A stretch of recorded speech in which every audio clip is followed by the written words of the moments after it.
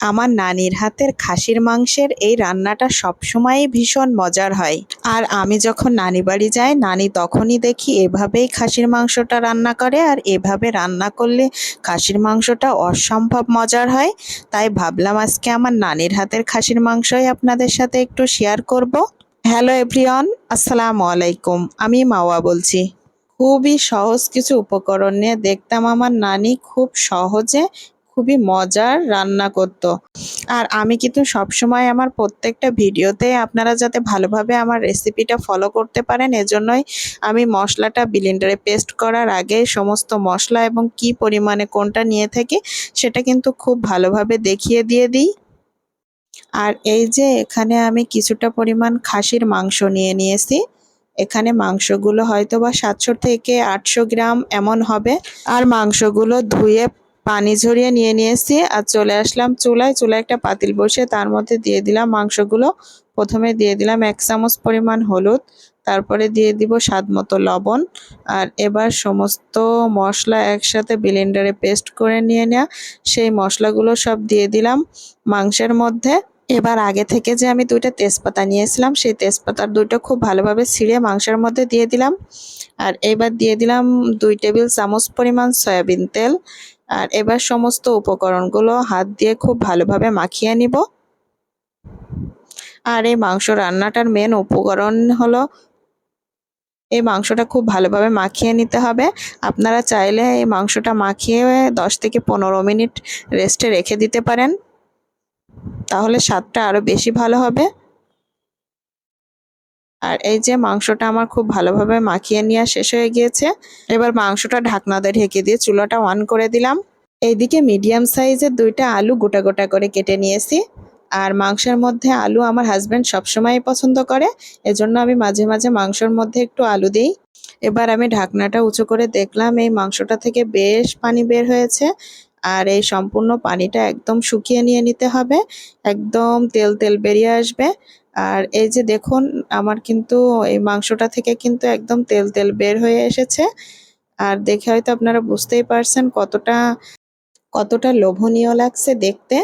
আর এই রান্নাটা যখন করছিলাম ঠিক তখনই এত সুন্দর একটা সুঘ্রাণ বের হচ্ছিল, মনে হচ্ছিল যে এখনই গরম ভাতের সাথে নিয়ে ভাতটা খেয়ে ফেলি।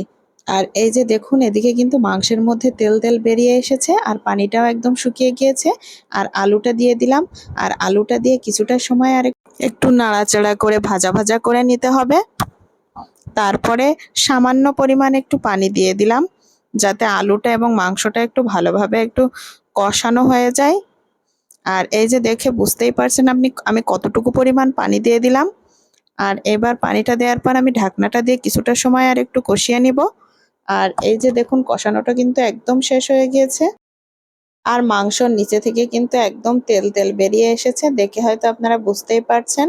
এই মাংসটা আপনারা সাদা ভাত, পোলাও, রুটি, খিচুড়ি যেটার সাথে ইচ্ছা সেটার সাথেই খেতে পারেন। এটা কিন্তু সবকিছুর সাথেই ভীষণ মজা লাগবে। এবার এখানে ব্লেন্ডারে যে পাত্রে আমি মশলাগুলো করেছিলাম সেই পাত্রে কিছুটা পরিমাণ পানি নিয়ে ঝোলের পানিটা মাংসের মধ্যে দিয়ে দিলাম। আর এখানে হয়তো আপনারা দেখে বুঝতেই পারছেন আমি কতটুকু পরিমাণ ঝোলের পানি দিয়ে দিয়েছি। এটা আপনাদের অনুযায়ী আপনারা দিবেন। মাংসটা নরম শক্ত থাকার উপরেই আপনাদের কাছে ডিপেন্ড করবে। আর আমি এই যে ঝোলের পানিটা দিয়ে একটু লো আঁচে ঢাকনা দিয়ে ১০ থেকে ১৫ মিনিটের জন্য রান্না করে নিব। এবার এদিকে দেখুন ঝোলটা কতটা লোভনীয় লাগছে আর রান্নাটা কতটাই লোভনীয় হয়েছে। আর দেখতেও যতটা ভালো লাগছে আসলে খেতে কিন্তু অসম্ভব মজা হয়েছে। আর আপনারাও কিন্তু এভাবে রান্না করবেন অবশ্যই। আর এভাবে খাসির মাংস রান্না করলে কিন্তু ভীষণ মজা হয়। আর এটা কিন্তু গরম গরম ভাতের সাথে খেতে কিন্তু আরও বেশি মজা। চাইলে আপনারা পোলাওয়ের সাথেও খেতে পারেন। আর আমার ভিডিওটা কেমন হয়েছে অবশ্যই কিন্তু জানাবেন। আর এই যে এখানে আমি কিছুটা মাংস একটা বাটিতে সার্ভ করে নিচ্ছি। আর দেখুন দেখতে কতটা লোভনীয় লাগছে। আর আপনারাও কিন্তু এভাবে অবশ্যই একদিন ট্রাই করবেন। আর আমার ভিডিওটা ভালো লাগলে লাইক কমেন্ট শেয়ার করে আমার পাশে থাকবেন।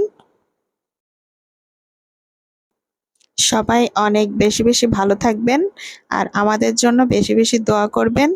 আজ এ পর্যন্তই, দেখা হবে কোনো আরেকটা ভিডিওয়। আল্লাহ হাফেজ।